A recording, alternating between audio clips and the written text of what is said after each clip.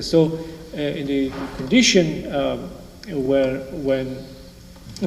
where you have suppression and real control, what do you do? Well, that's of course a significant question. I think one outcome has been what I have this afternoon I was talking about is the emergence of what I call non-movement, which is something different, is closer to movement, but I can't go into detail.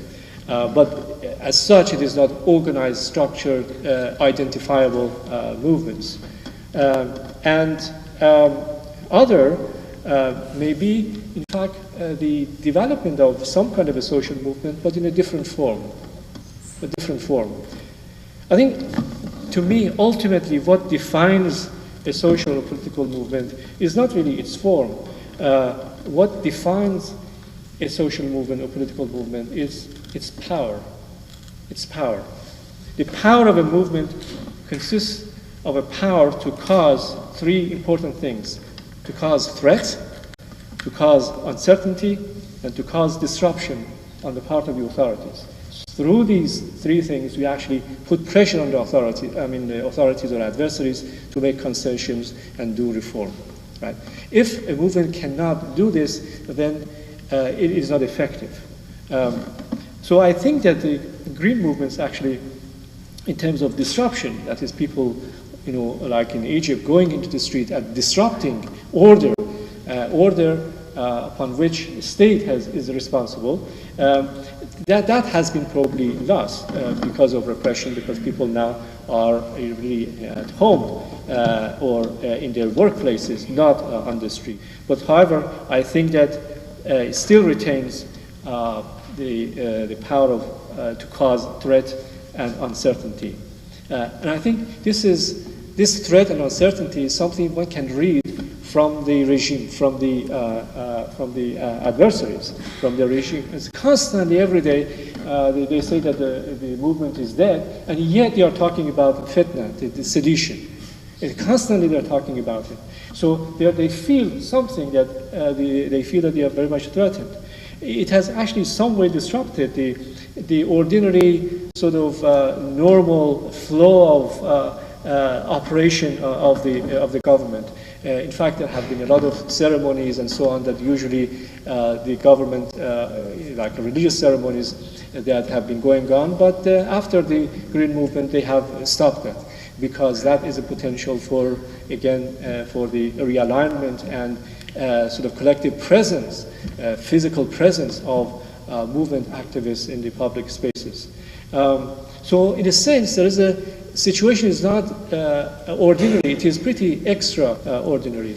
And of course, as you mentioned, Mr. Khamenei, Ayatollah Khamenei, today he speaks about about the Egyptian revolution. Why does he do it? Because he's actually feeling threat in the sense that people are comparing, the Green Movement with what is going on in Egypt. So this exists. Of course, dissatisfaction and dissent is the cause, obviously. Psychologically, that is the basis of why we become sort of activists, or others become activists.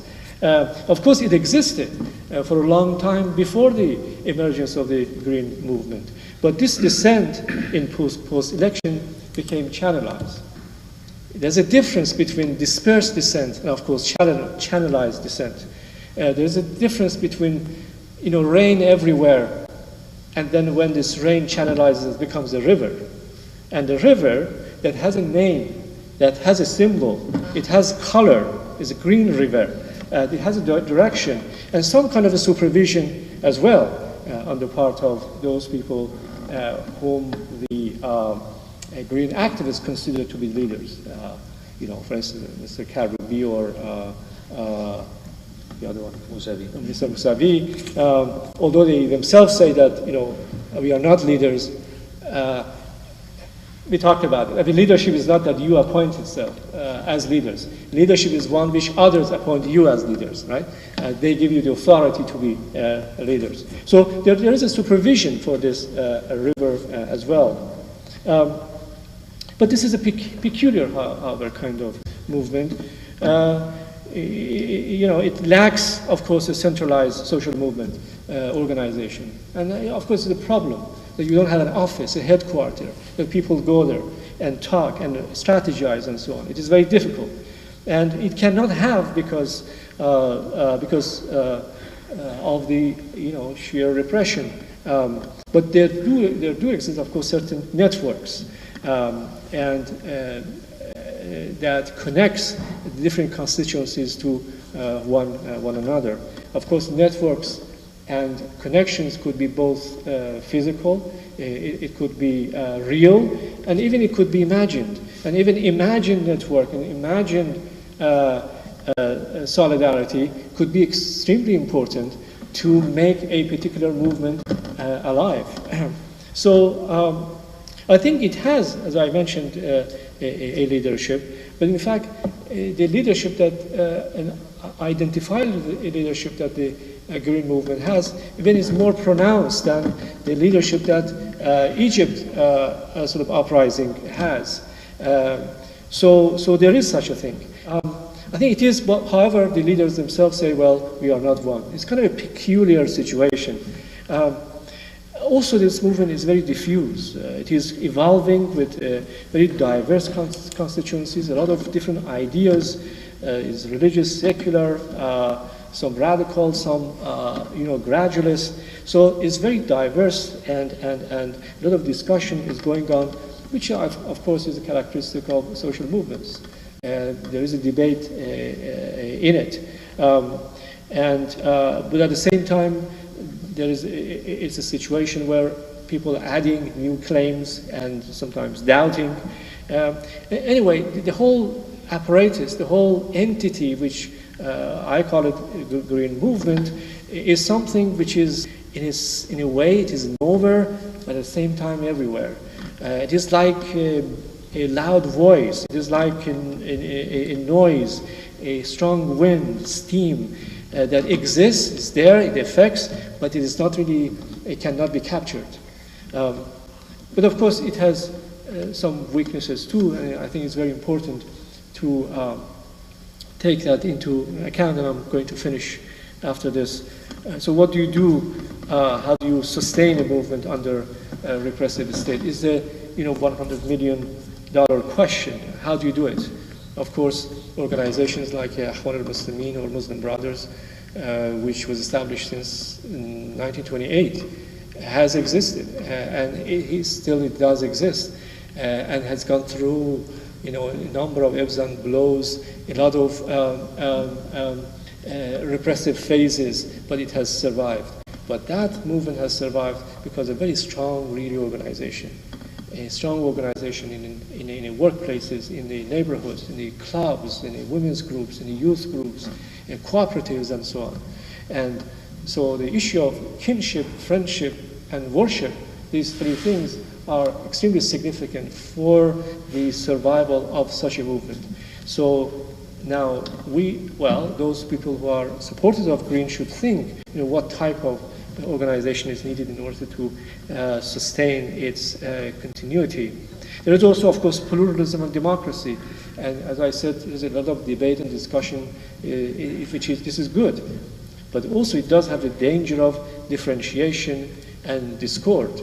One of the interesting things about the revolution is that because it is so rapid, unity is formed very rapidly, primarily because of the vagueness and ambiguity of the message of a revolution. There isn't much of a debate to understand, what it exactly means, because it's rapidly done. Either whether it is Islamic or non-Islamic or democracy. Okay, we'll bring democracy. So people project their ideals in that particular broad slogan, and unity is achieved. And unity is very important to put pressure on the adversaries. But in the case of social movements, is open, and there is debate and discussion, and that has the danger also differentiation and discord as well. So there has to be a conscious decision to, in some way, contain, those discussion, not to lead to disintegration. And finally, I think there is as I said, despite the fact that the Green Movement leadership and many activists basically have argued that we are movement, we are for reform, and we don't want a revolution. But as I mentioned, whether they like it or not, it can happen. And in such a situation, what would be the really response and the approach of a green movement?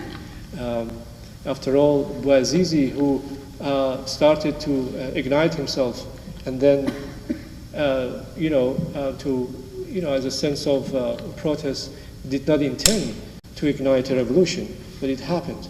So, what would be the position of the Green leaders and the Green movement to such a possibility? Thank you very much. Thank you so much, Asef Bayat. Actually, your comment about even the imaginary dimension, which is not to say unreal by any stretch, some would say more real, but certainly the imaginary connection that one feels in social movements and revolutionary situations, that's the subject of a wonderful essay in The People Reloaded that I would just love to call your attention to, by Nasreen Alavi, an Iranian journalist living in both Tehran and London, and the essay is called This Magic Green Bracelet, and it's all about that very theme.